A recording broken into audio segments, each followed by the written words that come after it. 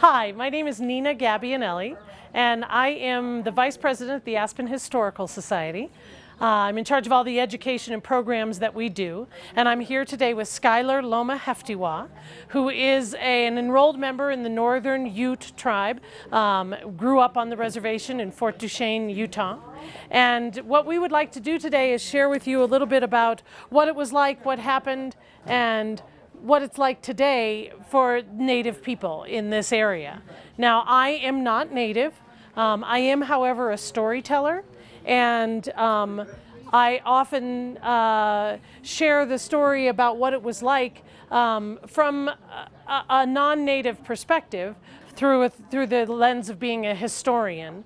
Our relationship, Skylar and mine, we met about a decade ago. I met Skylar and his wife Stevie at a dance demonstration that they were presenting, and we began a program where we go into schools and we do different programs for adult education throughout the valley as well as throughout the state, trying to bridge the gap between the stereotype of a Native person and what it's like for them today.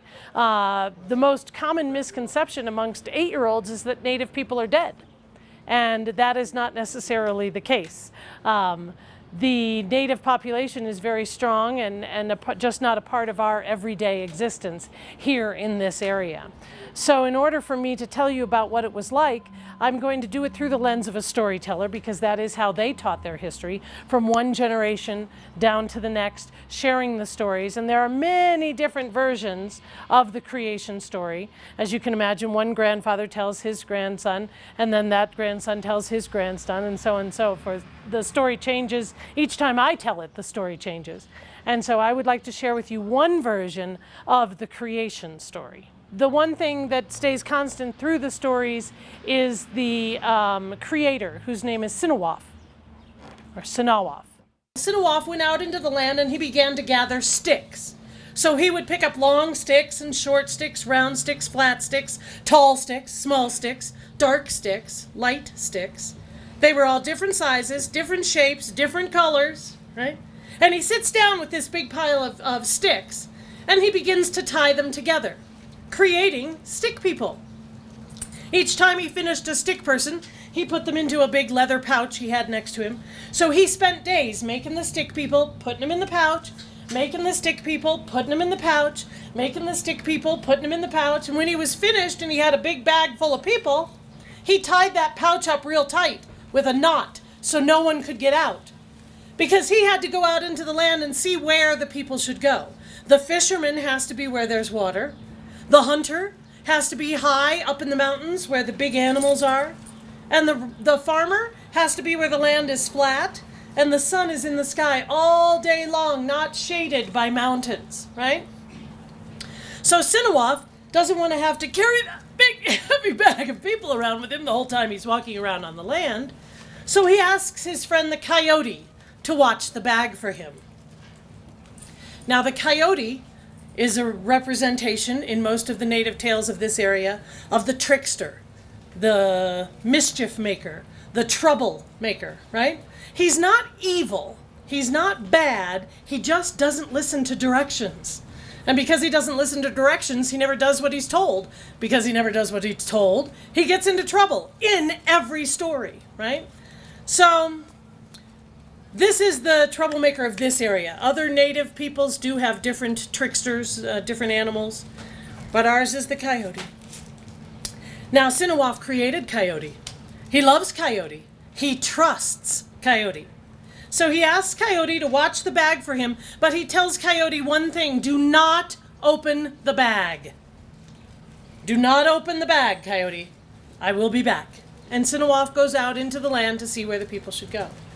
And Coyote sits there with that bag, and he really did, I believe, try not to open it. But there's a smell coming. He can't figure out what that smell is. He's never smelled it before. And there's a sound. There's voices talking. He can't understand it. So he finally becomes so curious he can't control himself any longer, and he opens up the bag, and out pop the people. And they start walking around, and they're all talking to each other. The only problem was they were speaking in different languages, so they didn't understand each other. So they started to talk a bit louder. Well, that loud talking just turns into yelling and screaming, and now people are getting angry at each other. And soon fists are being thrown, and the coyote, he's getting nervous because he needs everyone to get back in the bag, but no one can hear him because they're all running around screaming and yelling at each other and fighting and running off in different directions, and the next thing you know, everybody was gone out in the land. And the coyote thought, uh-oh, because he's in trouble again. The bag is open, the people are gone, and Sinawaf was returning. And when Sinawaf returned and saw that bag open, he was angry, more angry than he had ever been. And he says to Coyote, I don't think you understand what you have done.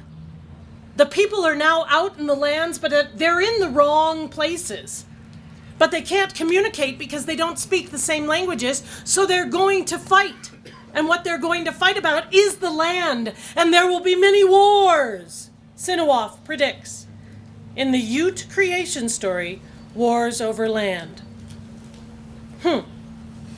Now, Sinawaf is so angry with Coyote, he tells Coyote he has to go away and live alone off up in the woods by himself forever. So this is one of the reasons why the Ute people believe that when the coyote howls at night,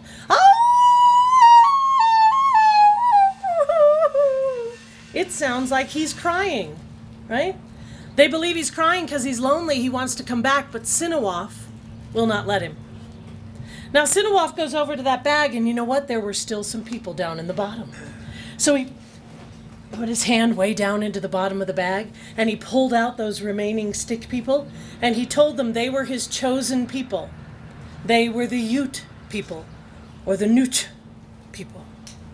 And he put them high here in the mountains, where they could be closer to him, their creator, and where they could look over the land, take care of the land. The tree is part of your family. The rock has a life and a soul, the same as you and I. Everything is one. Everything is a gift from the creator, and that's the way the Ute people, that is what they believed and how they lived for hundreds and hundreds of years, thousands and thousands of years. We don't really know. It depends upon which Ute elder you talk to as to how long the native people were here in this area. What is documented is basically the last 800 years. We, however, know in the Roaring Fork Valley, there were bones of a human male found in a cave back in around 1995 that were taken out, studied by the Smithsonian, dated over 8,000 years old. Now they were returned to their resting place with the sacred rites of a Southern Ute spiritual elder, right? To rest, because those bones still have a soul, still have a life within them, even though the life is no longer a human life the way we think of it, right? So we're not sure, but we know that that person had to come from two people, right? So there has been life in this area for thousands and thousands of years.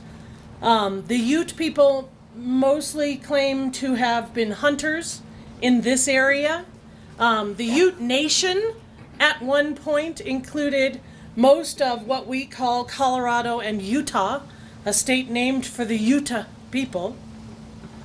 My interpretation of this, and there are others, is that the native people who referred to themselves traditionally as Nuche, which is a term that really just means native. Nuche is individual, Nuchu would be plural.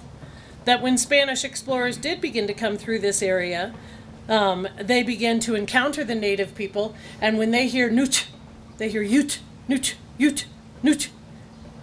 Sounds the same to me. And so they began to refer to them, the Spanish, as the Utah people, and thus the state of Utah. Right? There were 7 tribes, though, within the Ute Nation. And the Roaring Fork Valley, our native ancestors would be the Uncompahgre band or tribe within the Ute Nation. There are many others. There was the Capote, I'm going to try it, Tabavach, Weemanuche, the White River Utes, the Uinta Utes, I got 5. Skylar, help me. I got 5. Paiute, but that's not really Ute. Who'd I miss? I got most of them. Okay. So, living rather peacefully although they were warriors fighting for their land with other tribes, including the Arapaho from down in the Denver area, the Navajo, the Apache, who did move through kind of like the Arizona, New Mexico area. And so they were warriors for their land. They fought for their mountains, right? They're often called the mountain people or the shining mountain people. However, they were only up in these beautiful high mountains in the summertime, right? The water resource that we have in the mountains, of course, is obviously extraordinary. So that water resource meant for great plant life, which meant for great animal life, which meant for great hunting. So they came up here in the summer months, and they would hunt, and then they would travel further west and further south, at least the Uncompahgre Band, during the winter months, where they would tend to live more within their family units, incorporating teepees into their story once they began to encounter Plains Indians, once horses were introduced to them by the Spanish explorers. So the grandparents telling the stories, predominantly storytelling was a wintertime activity, but that's how the lessons were learned. How things came to be, how the stars got in the sky, how the chipmunk got his stripes, right? All of these stories come out of the elders telling the children while mom and dad are off doing what they needed to do to keep the families alive, right? So, generationally, this is the way they lived traditionally for many, many years. As the Spanish explorers come through and stake the western slope here of Colorado for Spain, it was Spain. Until the early 1800s when Mexico says, no, we want the land. So they fight. It becomes Mexico. Until the United States says, no, we want the land. So we fight. And it becomes U.S. land in about 1848. Okay? Left again, because what white man can live up here at this altitude, right? So it's left to the native people for about 10 years until gold was discovered for the first time in this area down in Cherry Creek, right? In alluvial flows. So it's in the water. That means it's coming from up there in them there hills. There's gold in them there hills, right? So miners began to move into this area, mining the eastern slope of the mountains. And towns began to grow with mining communities, and railroads began to come through, and this area began to grow. Still a territory.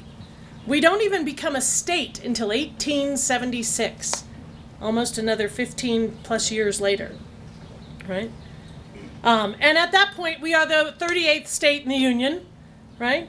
And there's maybe 20,000 non-natives living in the Front Range, but there's about 3,000 natives in the back 2/3 of the state, the western slope, if you would. Some of the early treaties with the native people were signed by Honest Abe, Abraham Lincoln, 1860s, giving them everything west of the Continental Divide in perpetuity. That means forever. Yeah, well, once gold was discovered, geological surveys were done throughout the 60s and 70s, predominantly the Hayden survey, which proved that there was a mineral belt that extended from Boulder down through Durango, through the Rocky Mountains, rich with all sorts of extractive minerals. So not only gold, but silver, copper, lead, tin, coal, all of which we needed as a growing nation. So the treaties were made and then broken. And changed, and we changed boundary lines and kept saying, oh, well, we'll just push you off, we'll give you Grand Junction, that it just kept changing. And in 1876, as we become a state, as I said, there were about 3,000 natives living on agencies being managed by white men, who are doling out the food and annuities. And in 1879, 3 things took place. Number one, the U.S. government realized the resource of silver that was in our mountains was extremely excessive, abundant, almost like the natives had found the water resource. So this silver resource became something they decided to exploit. So they inflate the price and say, we'll start buying silver and gold to back the dollar. And that bimetal system, which lasted for 14 years, is how Colorado grew as a state, really, that silver industry. There were other things being mined, but silver is what really brought thousands and thousands of non-native people to this area, immigrants from all over the world, really. And in 1879, there was a battle between the White River Ute Northern Tribe on the agency up and around Meeker, Colorado, named after a gentleman named Nathan Meeker, who was a white Indian agent who was operating that agency. He was the agent there, doling out the foods and annuities, but he stopped doling out, right? He held back on the food and annuities and said, you're not going to be hunters, you're going to be farmers. You know, you're not going to be heathen anymore, you're going to be Christian. You're going to speak English. We're going to kill off all that horse population of yours that is just grazing on good land. You're wasting land. This didn't sit very well with some of the White River Utes. And so there was a conversation in his office one day between a native named Nakaga. Am I saying it right? Naga. It's got like 2 A's in a couple of different places in there. My pronunciation is failing. But Meeker is pushed to the ground in this argument, and when he falls to the floor of his office, he becomes nervous and scared. So he calls for military backup, and Major Thornburg comes down from Wyoming with a military troop. They cross a dividing line called Milk Creek into what was considered native territory, against all requests to not do that, and they were retaliated against. And in this battle, which lasted over a week, it was one of the longest native battles in this area, there were lots of lives lost. Nathan Meeker, Major Thornburg, and a lot of native lives were lost as well. And some white women and children were taken hostage. Mrs. Meeker and daughter Josephine, another woman and 2 children. And they were kept in captivity within the Northern Ute Tribe for 23 days. Now, kidnapping, I understand, is bad. I agree. I think we can all agree that's not a good thing. However, in the native culture, if they kill the father, they took the mother and child into their tribe and would raise them Ute, right? Chipeta, who we often refer to as Queen of the Utes, was actually born in the Kiowa tribe and kidnapped into the Ute tribe as a child. So kidnapping was rather common for them. It wasn't a negative connotation to the word. It was they were caring for those that were left over after a battle. However, Chipeta did negotiate the return of these women and children to their families in Denver, and initially the stories were that they were unharmed, they were cared for, but then of course the media got involved, and if you can imagine this, the media exaggerated the story. And it became that the native people were savage and that they have been ravaged. And so Governor Pitkin, and we in Aspen live in Pitkin County, the governor of then a 3-year-old state representing 30,000 non-native people in the Front Range, is the one who finally said the Utes must go. And the native people were removed from Colorado by 1880, militarily escorted out of the state, right? Forced onto reservation lands that were established back in the 1880s. In southern Colorado, there are 2 Ute reservations, and in northeastern Utah, there is a 3rd Ute reservation.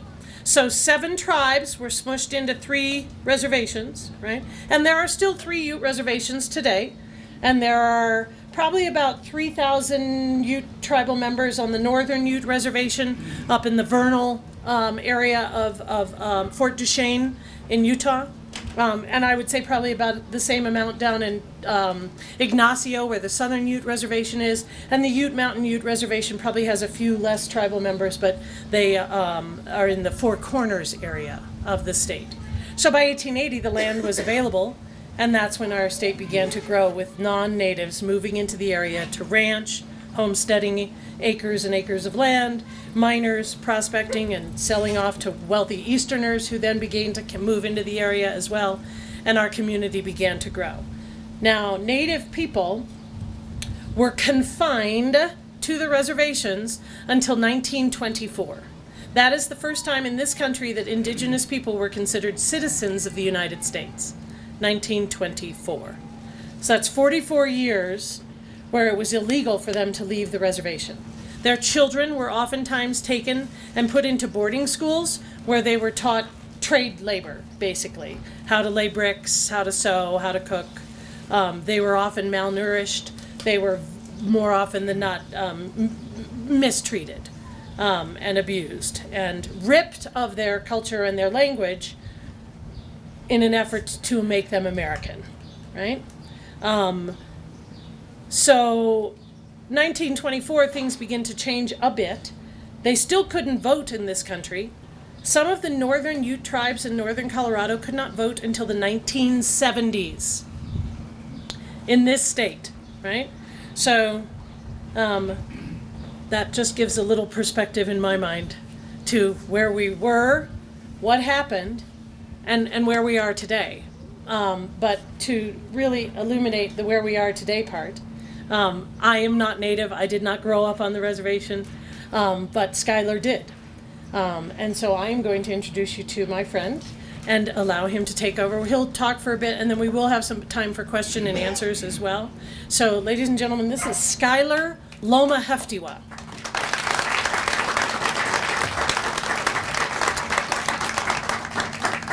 Good afternoon. Yes, my name is Skylar Lomahaftewa. I am a enrolled member of the Ute Tribe from the Uncompahgre band on my mother's side, and I'm a mixture of some other tribes on my father's side, mainly the Hopi and Choctaw tribes. So I'm a typical American who's mixed with different cultures and tribes, but mine are mostly a mixture of different native tribes as opposed to a mixture of European tribes. So that's a little different. So like Nina stated, I grew up on the Northern Ute Reservation in northeastern Utah, that's where a lot of Utes live today from the Uncompahgre, White River, and Uinta bands.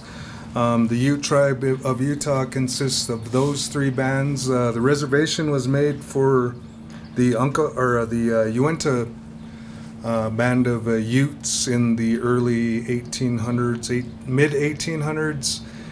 And then during the removal of the Uncompahgre and White River bands, we moved in on that reservation with the Uinta tribe. So that's where I grew up. And the main thing with these presentations I like to talk about is the continuum of Native culture and language. Like Nina said, when I go to some of the school programs, the mentality and thought with some of the little children is, that Native people are in a book, part of history, they're no more. And I don't think that's really a cool thing, so I really enjoy doing the school programs with the young kids so I can help them to understand that Native people are still alive and well as our culture. Although sometimes our culture is a bit endangered with some tribes. Some tribes are a little stronger with their traditions and culture than others.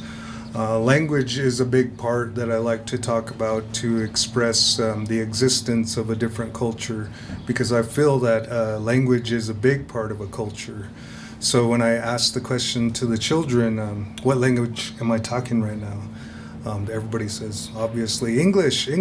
They all say English. And then I say, where does English come from? And a lot of the kids don't know this, and they will say America. And I'm like, no, it comes from England. And so a lot of the children in these classes are also Latinos and Hispanic. So I ask the question, where does Spanish language come from? And a lot of the children will say Mexico. And I have to, interrupt again and say, no, it doesn't come from Mexico. So what are you kids learning? No. But anyway, I talk about this land and being similar to Europe, as all land around the world is land. And I express the word indigenous and explain that to them, and talk about a comparison, I guess, between Europeans and the tribes here in this land called America. In Europe, I would call them tribes too. It's just an interpretation, I guess, of the English language, where you can say either nation or tribe. I just I put them, different places. I use them liberally, I guess. So when I kind of, just to make the thought process of our people on this land looked at a little different, I will look at comparisons to Europe and say, well, the Italian tribe or the German tribe or the English tribe, just to get you thinking about the word a little bit and people. And so you can get really technical. Well, actually, a nation is, whatever. It's just people. So people, groups of people, and cultures. And that's what I like to talk about a little more. The main thing I like to talk about is the living culture and how we are still Ute people, even though we are not technically looking like the 1800s. And that is a big part I talk about is with the children is like, you think a native person, you think of an Indian on a horse with feathers, and that's a real Indian. Well, guess what? I am still a real Indian, even though I got a Raiders hat on. Even though I'm wearing, modern day clothing, I don't need to wear buckskin clothing to be a real native, a real Ute, And then so I kind of talked to them about, how did you get to school? Did you come to school on a horse and buggy? And a lot of the kids are, no, we came in a car, my mom dropped me off or whatever. Well, it's the same with us. But just because you're not coming in a horse and buggy, does that mean, you're not a real, American or whatever? What is an American, actually? We talk about that a little bit. And then I talk about our language again. I say English language. We're all speaking English.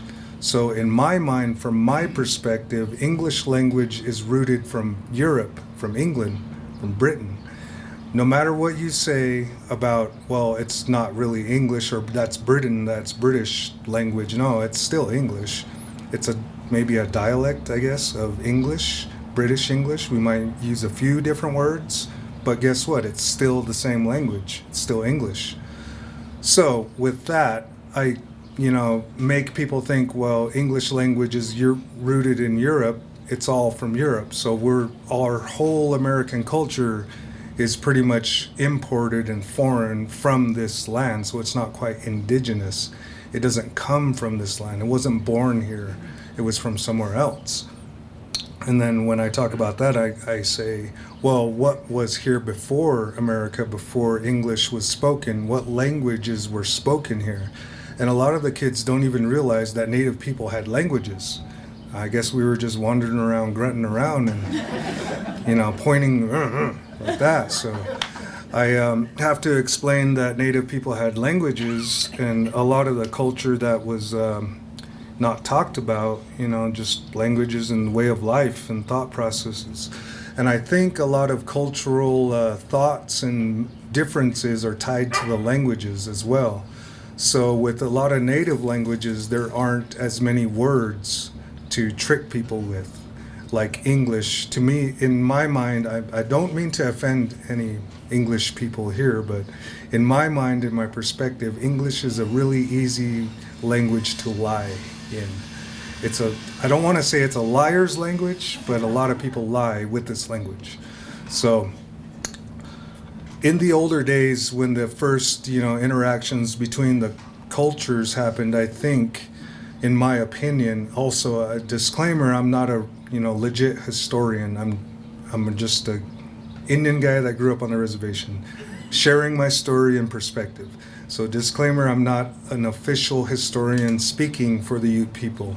These are just my opinions expressed from my own experience. So on that level, my theories, were that the English people with the language of English speaking to the native people who didn't understand English, who only had a limited vocabulary of our languages, there was a clash of misunderstandings because, and I think this is where the term honest Indian comes from, is the native people, there wasn't really an easy way to lie. It was always truthful, it was survival, it was wilderness. So there was no room for sarcasm, as people like to say. There was no tongue-in-cheek talking as much as with the English language. So when they were speaking to the native tribes in the old days, they were tongue-in-cheek and sarcasm or ha ha ha, whatever. And the native people, they took it as honest. You mean what you say. You say we have this land forever. Let's shake or smoke the pipe or whatever they did, and that was it. Whereas the English people never intended to be honest. So that is my theory of what happened in those days. flash forwarding to today and the living people, the living native people, our languages are kind of in a what do you call it, endangered space in this time and era. Myself, I did not grow up with my first language as Ute. I grew up with English, and that's because my grandparents, the Ute grandparents of mine, their era when they were growing up, it wasn't really a good thing to be a native person. A lot of racism, a lot of stereotypes, and they were probably the first generation born as Native American citizens. So in their time growing up, they faced a lot of racism and a lot of uphill battles and discrimination, ethnic-based. And I'm sure everybody's heard of the boarding school era. It's recently come to light, mainly in Canada. They're finding bodies of a lot of small children that were forced into boarding schools, and the churches, hid the bodies and buried them, right then and there. So they're coming to light and finding a lot out about that, and I think that happened a lot in this country as well, but it's not really talked about. So my grandparents, this is their experience. So their experience growing up, they didn't want their kids and their grandkids to have a very bad experience and have a rough time in life.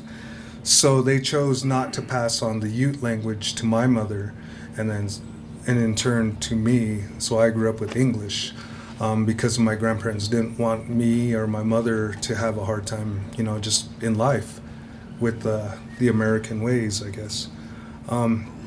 Because even in their time, our religion and spirituality wasn't really legal yet. It wasn't until the Native American Religious Freedoms Act, I think it's in 1979. So I was 2 years old. So I was born without really the same American religious freedoms as everybody else, which is kind of crazy. But flashing forward again, here we are today, and we're trying to heal, I guess, from the past and move forward in a positive direction, which is something I'm really about, and I like doing these talks to help that along. Sometimes in my own experience living in Aspen when I first moved over there, talking with my coworkers and everything, just average American working class people, I discovered and found out that it's not a very nice topic to talk about Native people. My own history, culture, and existence sometimes offends average Americans. Just bringing up the past brings up a negative connotation in their minds, and automatically there's a defensive reaction. There's always a defensive reaction, and it's not even intended. I'm not accusing anybody of anything. I'm just stating, hey, this is who I am. This is where we are. Like, well, I didn't do that to you. It wasn't me. And I'm like, yeah, I know. Well, I'm just talking, about my culture a little bit. My culture is tied with our history. That's just a part of our culture, is our ancestors and our history. We're connected to them. So that's all I'm explaining with it. And then I get a negative reaction all the time. And the three words I always hear a lot is "get over it." And I'm like, what are you talking about? All I'm talking about is my culture. Well, get over it. So my interpretation, I'm probably misinterpreting, but my interpretation of the phrase "get over it" is you want me not to be Native. You don't like my existence as a Native person. You want me to act more white. You want me to be more American. You want me to just put my own culture and history aside and just be, more white acting, I guess, or something, and not really be connected with my own, history and culture. I'm sorry if it makes you uncomfortable, just my existence and my knowledge of my own history, language, and culture. Sometimes, our reactions are just human, and I understand, I get it. I know where the negative reaction comes from. It feels like I'm accusing you of wrongdoing, and I'm not doing that. I'm just saying what happened is what happened, and we have to live with what happened. So I'm sorry my existence makes you feel uncomfortable, but this is all that happened, and here I am. Sorry, I'm still got a little bit of my language and culture, but that's what I have found out in my experience living off the reservation, because I grew up on the reservation with a lot of my culture, a lot of my language, I guess, that I have learned. I'm not fluent, but growing up in our school system, we had a lot of native population in there, so they did something with my tribe where they had what they call Waikupa. It's means something like 2 languages, and so during regular grade 1 through 5 ABCs, we'd also have language immersion with some elders that would come into the classroom and teach us how to speak in Ute, the same things that we were learning in 1st, 2nd, 3rd grade, counting 1, 2, 3, adding, subtracting, and all that. So I was fortunate enough to experience that growing up, as well as what I learned from my family on both sides, my Ute and Hopi side. So I come to the schools and I kind of share a little bit of my experience and, my own culture, so that the children can see and hear Native people and our culture in existence, not just on a paper in a book or in a movie or anything, like I'm a real person right in front of them. And the way I'm dressed is really kind of how I dress when I go to these class presentations, because I think sometimes the well-intentioned Native people that go with full-on 1800s dress, I think it's counterproductive sometimes, because it makes people think that that's what they're going to see when they go to the reservation. We do have that during our celebrations and powwows, but everyday life, we're not wandering around with war bonnets. We're, just going to work, just like everybody else. We're going to school. We're Americans nowadays. But we still have a little bit of our culture, which we're trying to retain and trying desperately to hold on to. It's a very hard battle, just combating pop culture, combating, influences from other, inner city people, gangs. We have gangs on the reservations. We have, some of the negative parts of American pop culture we have on the reservation, and it's kind of hard, to straddle, things, to have both that and to retain our language and culture, because there is a definite clash between the mentalities with it. Like Nina said, some of our old spiritual, traditional wisdoms and things, they're not always setting in with the youth as they should be, I think. They get distracted, with a lot of, typical, poor people, I guess, problems that, transcend any race, white, black, Mexican, Indian. Poor people always have similar problems, and that's true on the reservations, drugs and alcohol. There's a lot of negative things as well as the good, positive things.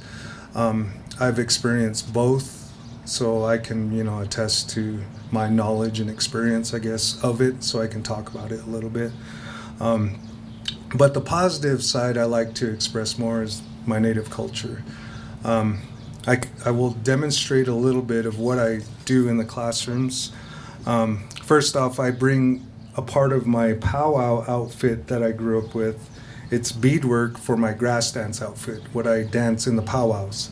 And what I talk about is, I'll put it on in a second, but I'll do it in the classrooms as well, is, I'll put it on and I'll say, what am I wearing? And, I just want to make sure that the kids don't see me as wearing a costume. And then we'll talk about that a little bit with the kids. Like, a costume is something like when you're pretending to be something you're not.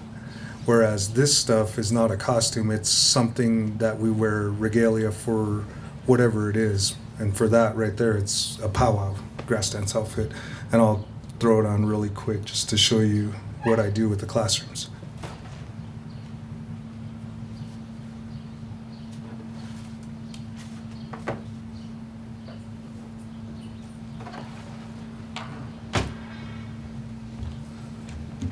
So I will only put on a piece of it, my belt, decorative belt, and my decorative, I guess it's suspender type things.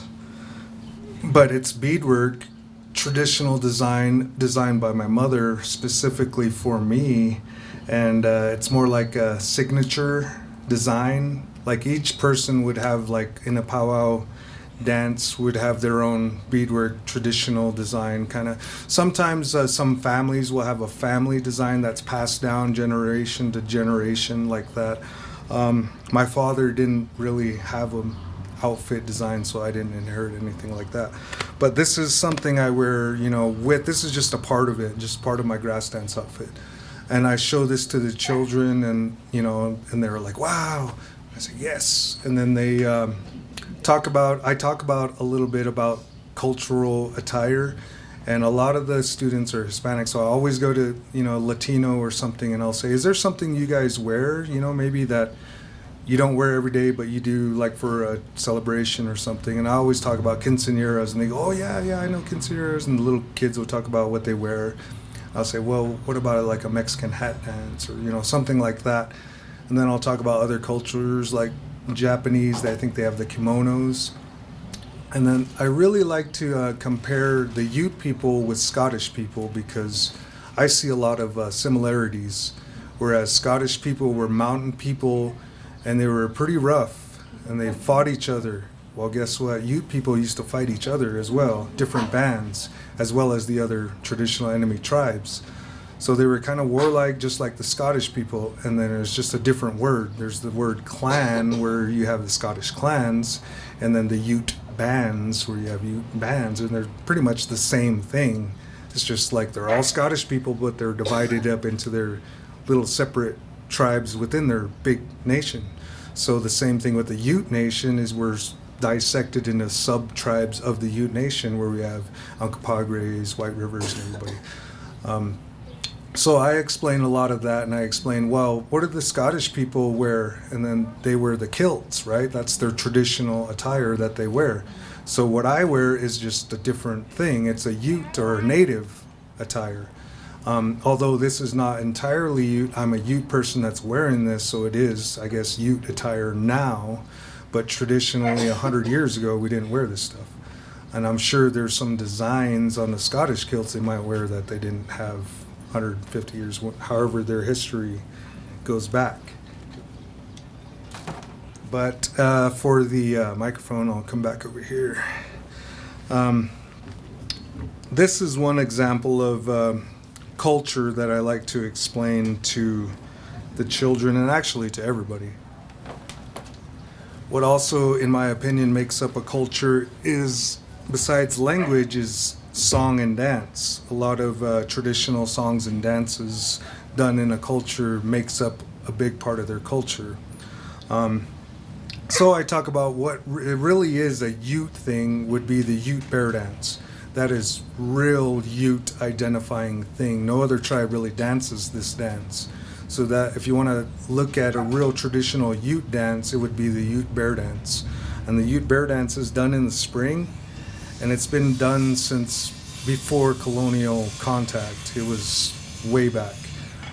We still do this dance today. It hasn't ever really died out. It had to go underground for a while because the reservation time and the illegalness of our dancing and singing all the way till 1979 was kind of prohibitive, but it's never really died. And what I am is called a Ute Bear Dance Chief, and this is a position handed down, inherited by me by my great-grandfather. His name is Henry Sespuch, and he's of the Uncompahgre band as well. He and I lived together in the same room in a small house on a bunk bed, so I got to know him really good. But it was really awesome and special for me to be able to grow up as a young Ute boy with my great-grandfather, Henry, sharing a bunk bed, hearing stories. And when I got older and worked for the tribe in our senior citizens department, I would go and pick him up and take him to the store, take him wherever he needed, and I would ask him questions about stories of the old people. And I really got some valuable, time with him. And then after he passed on, I think about him sometimes, and then when I do these talks, and like, Nina will say, historically the Native people weren't citizens until 1929, and I think about my great-grandfather, who I knew was born in 1901 or 1902 or something, and I think, wow, he wasn't even a citizen of this country when he was born, but here he is, and here I am, and it's really cool in a way that we're still here. We're not, even though it was the intent of the United States government for us to be exterminated, the resilience of the Native people is really strong, and I think it's really commendable that I'm here talking to you people, with braids, here I am a heathen. I like to talk about that too, because I haven't been fortunate enough to be baptized in any Christian ways. So, back to a little bit more really quick about the Ute bear dance and the continuance of it.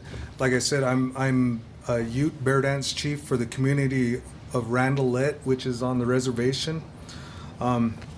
Every year I make sure that the bear dance happens on this reservation. So this year is a flyer for the bear dance that was supposed to happen last year, but it got canceled because of the pandemic. But this was a flyer I made for it, just in case we were allowed to have it. So it says 2020 on here, but we didn't have it. As a bear dance chief, it is my responsibility to make sure that the dance goes on well. It's a 4-day event. I've updated, some of our bear dance celebrations. It's a social dance. It's a social event.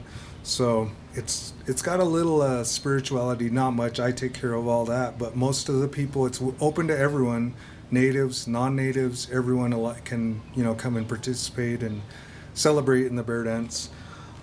I've added a few things in the past few years. We've had concerts, we've had horseshoe tournaments, archery tournaments, other tribes, the Southern Utes and other Ute Mountain Utes. Their bear dances, they added on a powwow, basketball tournament, softball tournament, other things as well. So I've done the same, but I didn't really do the powwow thing. I've added a turkey dance, which is an old Ute dance as well. But anyways, this is that. And for the pandemic last year, we didn't want to not have a bear dance. So what I did was I made a flag to fly at the bear dance grounds for 4 days, and then we sang the bear dance songs every day, and on the last day we had our Miss Ute Tribe royalty, I guess. She's representative of our tribe, so I thought it would be fitting for her to dance, and another male, whoever she wanted, to more or less dance for the whole people as a representation, symbolic that we were not, really stopping our bear dance, but it was just tweaked a little bit because of the pandemic. So we did have something last year, and because of the pandemic, I created this just to fly for the 4 days, which is a bear with a mask on. And so for 4 days, we flew this flag at the bear dance. But in a way, this is a and Nina pointed this out, this is going to be like pretty much a historic flag now, because it's going to be, this is it, this is the thing. I don't think I'm that bad of an artist.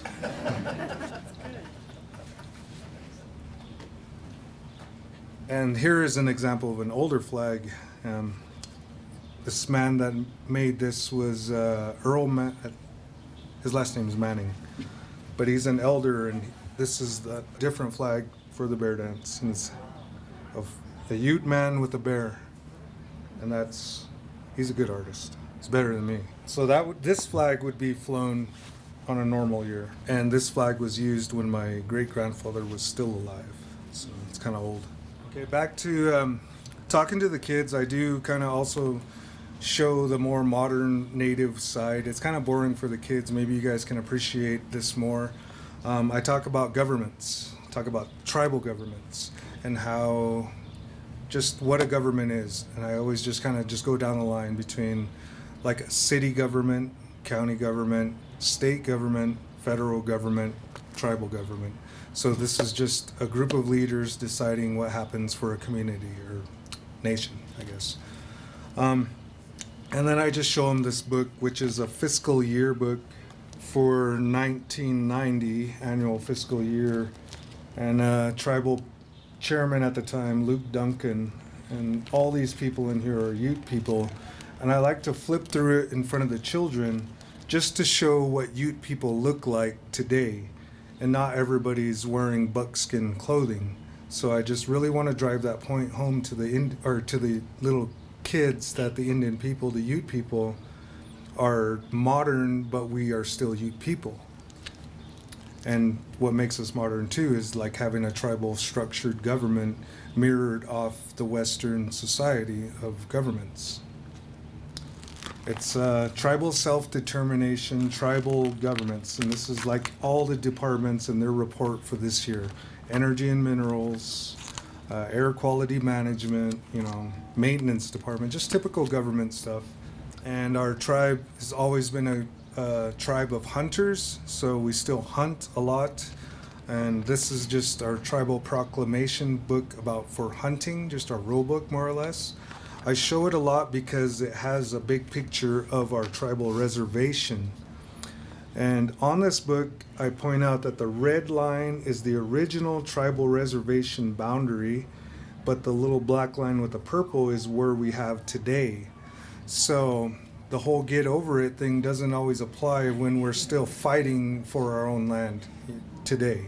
So most native tribes are always in a jurisdictional battle with their relative state, whether it's the Lakota Dakota tribes in South Dakota fighting with their governor, or the Ute tribe of Utah fighting with that governor, or whatever tribe in whatever state.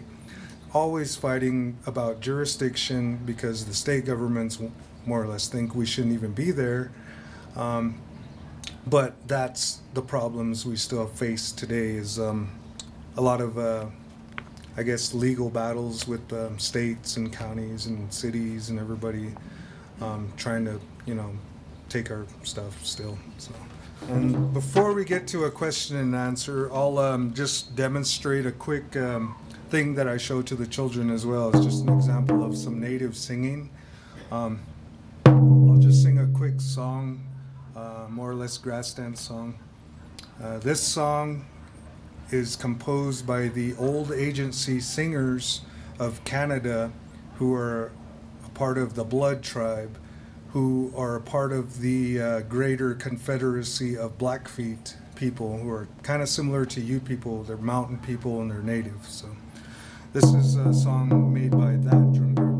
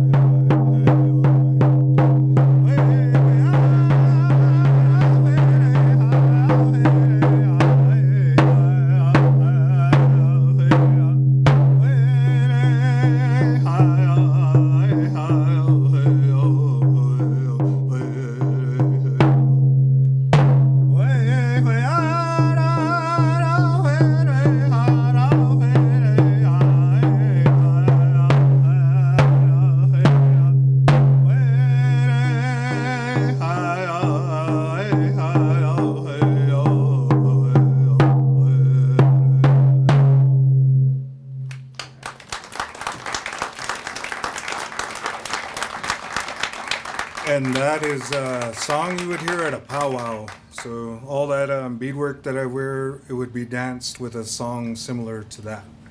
So that's just kind of a little bit of what I showed the kids and stuff about a living native culture, living native people, something we do today that's different than other cultures, I guess.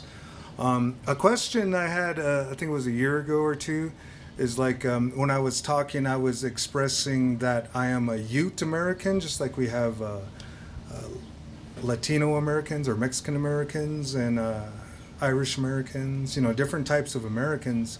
And it was pointed out to me a question that, some of the immigrants that come here don't like to identify as that. They just want to be an American. They don't want to be Irish American. They don't want to be Italian American because they want to disconnect from their roots of whatever country they're coming from.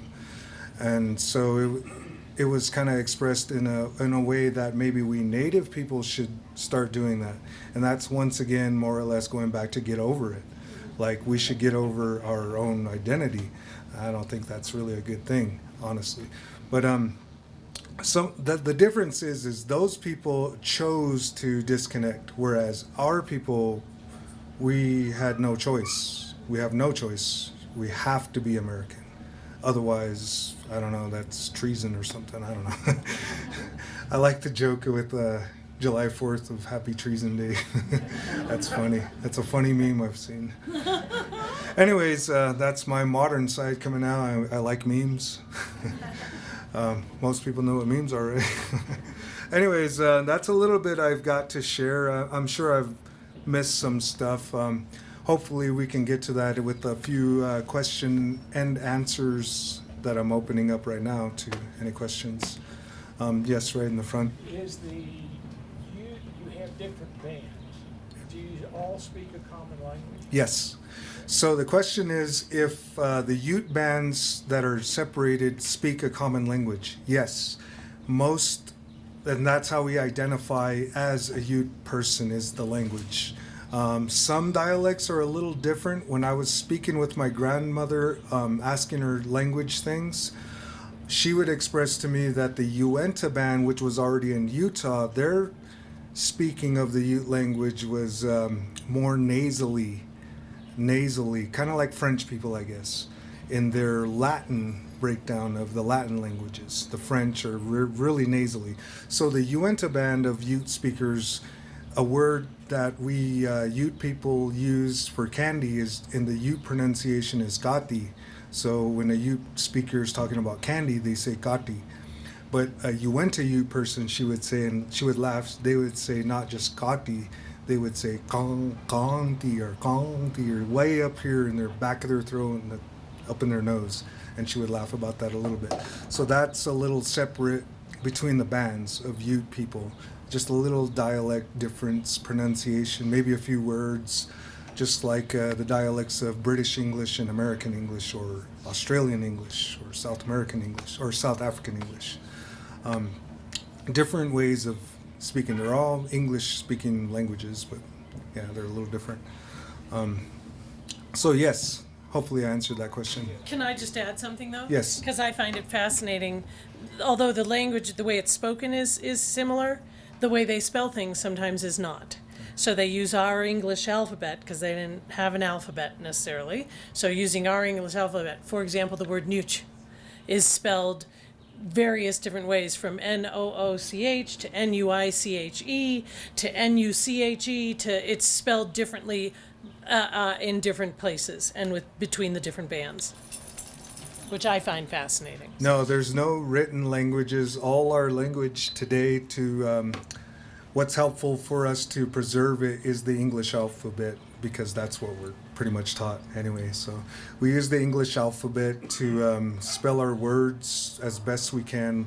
Like Nina stated, the Southern Ute, they get a little fancier and use accents and things like that for their spelling of the words, whereas my tribe, we kind of more or less phonetically spell it out.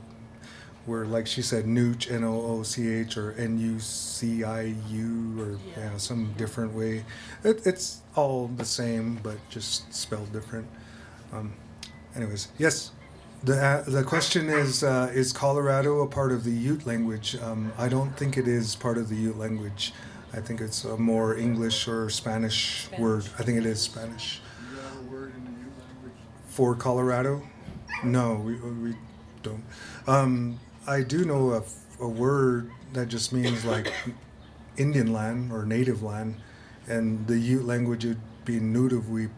Nudavweep just means like Indian land or Indian.